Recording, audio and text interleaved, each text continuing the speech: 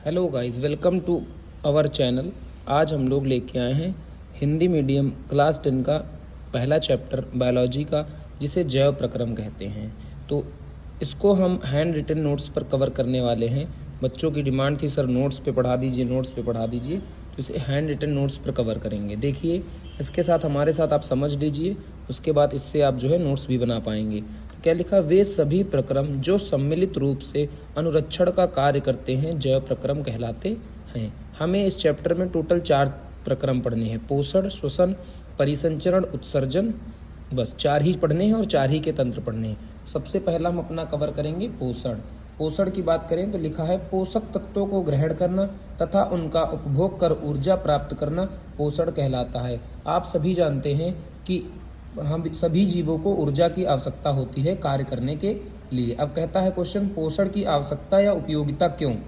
ऊर्जा के लिए, वृद्धि और विकास के लिए, टूट फूट की मरम्मत के लिए, रोग प्रतिरोधक क्षमता के लिए। पोषक तत्वों की अगर हम बात करें तो कार्बोहाइड्रेट, वसा, प्रोटीन, विटामिन, जल, यही 5 पोषक तत्व हैं जिनको हम ग्रहण करते हैं। तो ये हो गई हमारी पोषण की परिभाषा। अब क्वेश्चन आता है, पोषण की परिभाषा व उसकी विधियां लिखिए। तो यहाँ पर हम बच्चों कवर करेंगे पोषण की विधियों की। अगर पोषण की विधियां बात करें तो पोषण की 2 विधियां होती हैं: स्वपोषी पोषण, विषमपोषी पोषण। और स्वपोषी पोषण 2 प्रकार का होता है, प्रकाश संश्लेषी और रसायन संश्लेषी। वहीं विषमपोषी पोषण 3 प्रकार का होता है, प्राणी संभोजी, परिजीवी, मृतोपजीवी। प्राणी संभोजी आगे चलकर फिर 3 भागों में बढ़ जाता है, जिसमें मांसाहारी, सर्वाहारी और शाकाहारी आते हैं। अब हम बात करते हैं स्वपोषी पोषण को डिटेल में। जो जीव अकार्बनिक यौगिक CO2 और H2O का उपयोग कर अपना भोजन स्वयं बनाते हैं, स्वपोषी पोषण कहलाता है, तथा पोषण की यह विधि स्वपोषी पोषण कहलाती है। ग्रीन प्लांट्स यानी हरे पौधे और हमारे शैवाल इसमें आते हैं। इसमें हमारे शैवाल भी आते हैं। शैवाल स्वपोषी होते हैं। अब इसके बाद आता है प्रकाश संश्लेषण। जिस विधि से पेड़ पौधे अपना खाना बनाते हैं उसे हम लोग प्रकाश संश्लेषण कहते हैं। तो देखते हैं क्या प्रकाश संश्लेषण वह प्रक्रिया है जिसके द्वारा हरे पेड़ पौधे सूर्य के प्रकाश की उपस्थिति में जल व CO2 के संयोग से पर्णहरिम की सहायता से कार्बोहाइड्रेट्स का निर्माण करते हैं। इस प्रक्रिया में उप उत्पाद के रूप में O2 मुक्त होती है। हमने छोटी क्लासों में पढ़ा था कि CO2 तथा H2O का उपयोग करके क्लोरोफिल की मदद से सनलाइट की उपस्थिति में पेड़ पौधे जिससे भोजन बनाते हैं उसे हम लोग कहते हैं प्रकाश संश्लेषण। नीचे प्रकाश संश्लेषण की 2 अभिक्रियाएं दी हुई हैं जो दोनों प्रकार की हैं। दोनों प्रकार में कई बार आपने एग्जाम में देखा गया होगा कि ये पूछी गई हुई हैं। अब प्रकाश संश्लेषण के मुख्य घटक क्या हैं? Sunlight, chlorophyll, CO2, H2O। ये क्वेश्चन MCQ में 10 बार पूछा जा चुका है। तो CO2 एनवायरनमेंट से लेते हैं, वाटर लेते हैं जड़ों से और बना देते हैं ग्लूकोज और रिलीज होती है O2। उसके बाद प्रकाश संश्लेषण के दौरान घटने वाली घटनाएं। तो बेटा क्या घटना घटती? पहली घटना घटती है सूर्य के प्रकाश का अवशोषण होता है ना। क्लोरोफिल द्वारा सूर्य के प्रकाश का अवशोषण होता है। प्रकाश ऊर्जा का रासायनिक ऊर्जा में परिवर्तन हो जाता है। ग्लूकोज का निर्माण, H2O और CO2 के अपचयन से ग्लूकोज का निर्माण। अब वहीं पर हम बात करें अगर, तो प्रकाश संश्लेषण एक जटिल ऊष्माशोषी उपापचयी क्रिया है, उपचयी क्रिया है। यह 2 चरणों में पूर्ण होती है, प्रकाशिक अपक्रिया और अप्रकाशिक अपक्रिया। प्रकाशिक अपक्रिया को हिल नामक वैज्ञानिक ने दिया था, इसलिए इसे हिल अपक्रिया भी कहते हैं। और इसे ब्लैकमैन ने दिया था, इसे डार्क रिएक्शन या केल्विन चक्र भी कहा जाता है। ये एक आध बार पूछा गया। ये एक क्वेश्चन MCQ में पूछा गया, निम्नलिखित में से ऊष्माशोषी अपक्रिया है, और वहां पर ऑप्शन था ये प्रकाश संश्लेषण, और पूछा गया था केमिस्ट्री वाले पोर्शन में। तो बेटा ध्यान से करोगे तो कोई गलती नहीं होगी। आइए एक बार हम डिफरेंस देख लेते हैं प्रकाशिक और अप्रकाशिक अपक्रिया में। तो प्रकाशिक की खोज हिल नामक वैज्ञानिक ने की, मैंने जैसा भी आपको बताया, और अप्रकाशिक की ब्लैकमैन ने। प्रकाश की आवश्यकता होती है, प्रकाश की आवश्यकता नहीं होती। मतलब ये दिन में होगी और ये अंधेरे में भी हो सकती है। हरित लवक के ग्रेना में होती है, यही इंपॉर्टेंट बात है कि ये ग्रेना में होती है और ये स्ट्रोमा में होती है। ये दिन में होती है, ये रात में होती है।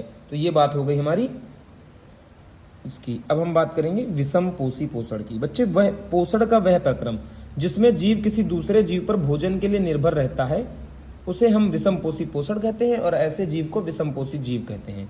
ये जंतु निम्नलिखित प्रकार के होते हैं: प्राणी संभोजी, जो दूसरे जीव से अपना भोजन प्राप्त करते हैं। परजीवी किसी दूसरे जीव पर रहकर अपना भोजन प्राप्त करते हैं बिना उन्हें मारे, यानी कि जैसे जूं हो गया, खटमल हो गया, और एक हमारा एग्जाम्पल हो गया अमरबेल, कसकटा। मृतोपजीवी की बात करें तो सड़ी गली मृत चीजों से अपना भोजन प्राप्त करते हैं, जैसे कवक, बहुत सारे बैक्टीरियाज भी होते हैं।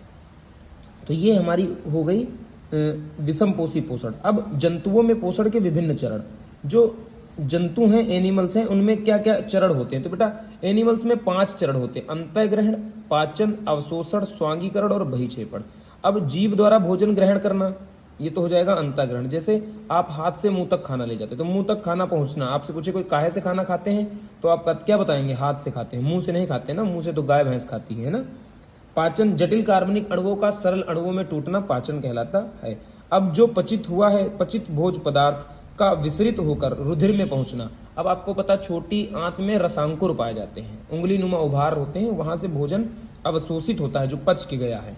उसके बाद जो अवशोषित हुआ है, जो मतलब अवशोषित करके ब्लड में पहुंचा है, उसका कोशिकाओं द्वारा ग्रहण करना या जीव द्रव में विलीन हो जाना, ये कहलाएगा आपका स्वांगीकरण। यानी कि इसमें हमको क्या जानना है कि ये पूरी तरह से बॉडी में घुल जाएगा। बहिक्षेपण, जो अवशिष्ट पदार्थ हमारी बॉडी में बच गया है, यानी जो अनडाइजेस्टेड फूड है, उसको पॉटी के रूप में शरीर से बाहर करना बहिक्षेपण कहलाता है। तो ये बेटा हमारी हो गए 5 चरण, और अब 5 चरणों के बाद हमें आगे की कहानी देखनी है। डियर स्टूडेंट, अब हम बात करते हैं अमीबा में पोषण की, और ये भी हमारा एक महत्वपूर्ण टॉपिक माना जाता है। जैसे कि हम सभी जानते हैं कि अमीबा एक कोशिकी जंतु है जो प्राणी संभोजी विधि द्वारा भोजन ग्रहण करता है। शैवाल, जीवाणु, डाइटम्स आदि को अपने भोजन के रूप में ग्रहण करता है। तो हमें यहाँ पर डायग्राम देखिए बना हुआ है, केंद्रक भोज्य पदार्थ यहाँ है, ऐसे ऐसे ऐसे ऐसे करके उसने यहाँ पर खा लिया। यहाँ से अमीबा कूटपाद द्वारा भोजन ग्रहण करता है। ये जो स्यूडोपोडिया लिखा हुआ है, इससे एमसीक्यू क्वेश्चन आएगा, और एक बारी तो खैर पूरे में भी आया हुआ है क्वेश्चन, तो थोड़ा ध्यान देंगे। बोर्ड के एग्जाम की तैयारी कर रहे हैं आप, तो आप जो है हर चीज को गहराई से लेंगे। अमीबा द्वारा भोजन ग्रहण करने की जो प्रक्रिया होती है दोस्तों, वो होती है फाइगोसाइटोसिस। इस विधि को भी ध्यान रखेंगे। उसके बाद आता है मानव में पाचन तंत्र, या मनुष्य में पाचन, या मानव पाचन तंत्र, जो एक इसी बार एग्जाम में देखने को मिल गया।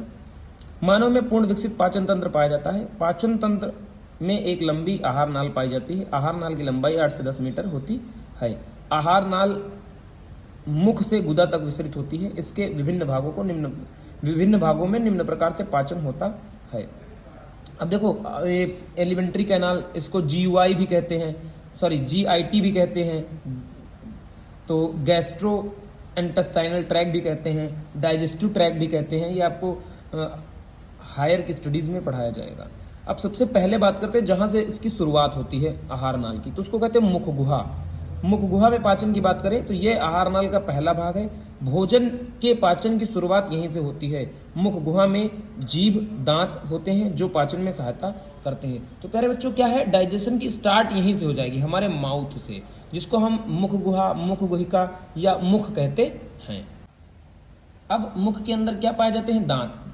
दांत मुख में पाए जाने वाले मजबूत अस्थि हैं। दांत की सबसे बाहरी परत इनेमल कैल्शियम फास्फेट से बनी होती है, और इनेमल को सबसे कठोर भाग माना जाता है। शरीर का सबसे कठोर भाग इनेमल ही मानी जाती है। अब देखो, दांत 4 प्रकार के होते हैं, कृंतक, रदनक, अग्रचवर्णक, चवर्णक। काटने के लिए, चीरने के लिए, चबाने के लिए, पीसने के लिए। इनके कार्य हैं काटना, पीसना, चबाना मदद करते हैं, बोलने में सहायक होते हैं। यहाँ आप डायग्राम इसका देख सकते हैं। अब ये दंत सूत्र जो है आया हुआ है एग्जाम में, 2102 × 2, मतलब 16 अपर जा में, 16 लोअर जा में। और बच्चों में यानी मिल्क टूथ, दूध के दांतों की संख्या कितनी होती है? 20। ये भी बहुत ही महत्वपूर्ण प्रश्न है।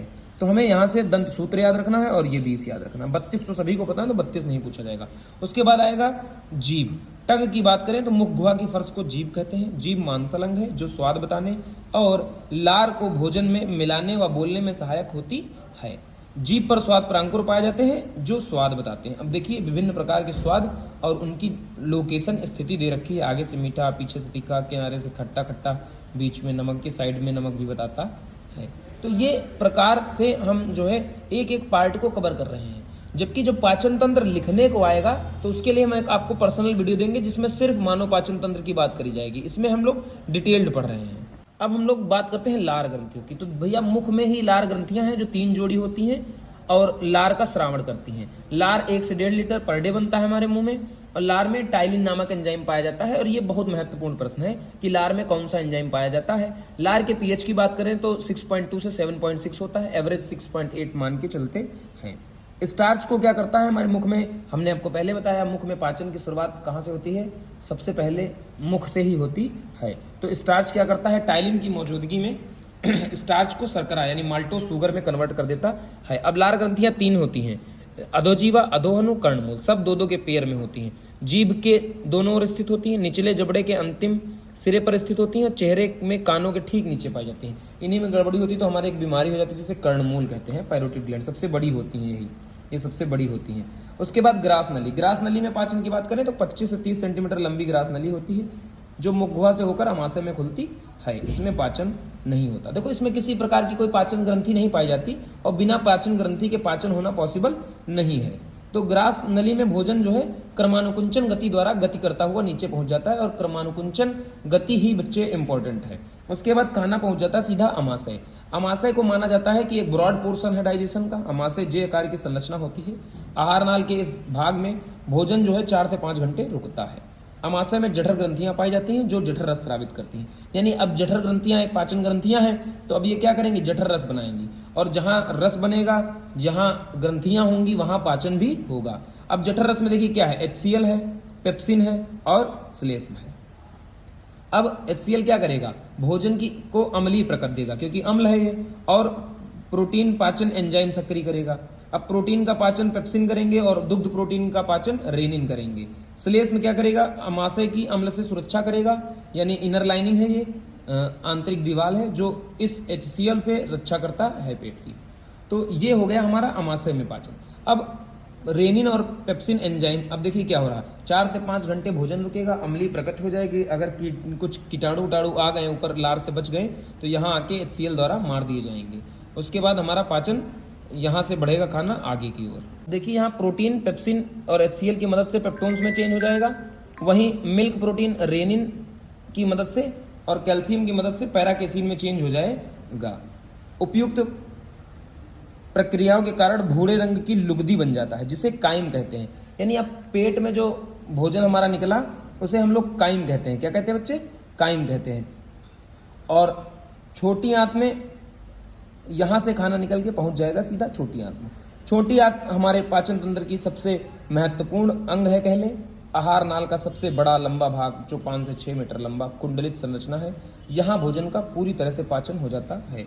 छोटी आंत को 3 भागों में बांट के पढ़ते हैं, गृहणी, मध्यांत, शेषांत। पहला और सबसे बड़ा भाग है, पहला और सबसे छोटा भाग है, मध्य भाग है, अंतिम भाग है।